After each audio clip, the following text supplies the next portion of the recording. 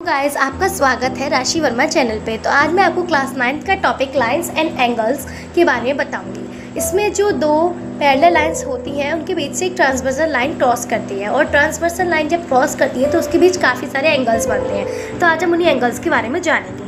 तो सबसे पहले जो एंगल है वो होता है corresponding angles.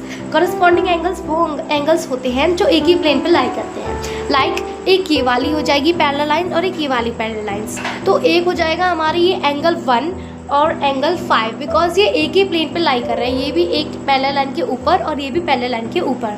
Angle 1 and angle 5, angle 2 and angle 6, angle 4 and angle 8 and angle 3 and angle 7। तो ये हमारे 4 कॉरस्पॉन्डिंग एंगल्स हो गए। अब हम बात करेंगे दूसरा vertically opposite angle. Vertically opposite angle जो एक दूसरे के अपोजिट साइड में होते हैं। लाइक एंगल 1 एंड एंगल 3 एक दूसरे के अपोजिट है। Angle 2 and angle 4, angle 5 and angle 7, angle 6 and angle 8।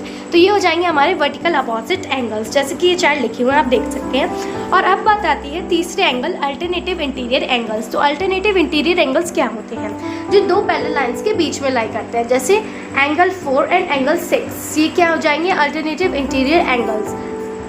Angle 3 and angle 5 ये हो जाएंगे अल्टरनेटिव इंटीरियर एंगल्स। अब इसी तरीके का एक होता है अल्टरनेटिव एक्सटीरियर एंगल। तो चलिए वो भी देखते हैं। तो चलिए अब हम अल्टरनेटिव एक्सटीरियर एंगल देखते हैं। तो अल्टरनेटिव एक्सटीरियर एंगल्स वो होते हैं जो पैरेलल लाइंस के बाहर होते हैं। लाइक ये पैरेलल लाइंस के एक ऊपर हो जाएगा एक्सटीरियर। इंटीरियर मतलब जो अंदर के होते हैं और एक्सटीरियर जो बाहर के होते हैं। तो एक हमारा हो जाएगा angle 1 and angle 7 exterior angle, और एक हो जाएगा एंगल 2 एंड एंगल 8। तो ये हो जाएंगे हमारे अल्टरनेटिव एक्सटीरियर एंगल्स। अब लास्ट एंगल जो होता है वो होता है को इंटीरियर एंगल्स।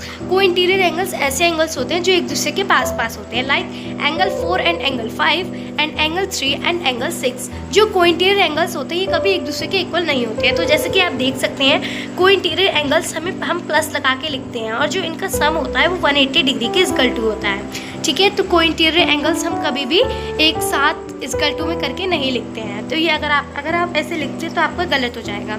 इसके बाद आता है linear pair. Linear pair angles जो एक दूसरे के साथ साथ होते हैं और एक ही जगह पर लाई कर रहे होते हैं, जैसे कि angle 1 and angle 2, angle 4 and angle 3, angle 5 and angle 6, angle 8 angle 7। और लीनियर पेयर के एंगल्स को भी हम कभी इक्वल टू में नहीं लिखते हैं, इन्हें भी हम प्लस लगा के ही लिखते हैं। Like angle 1 plus angle 2 equal to 180 degree. Okay, thank you. आज के लिए इतना ही, बाय बाय।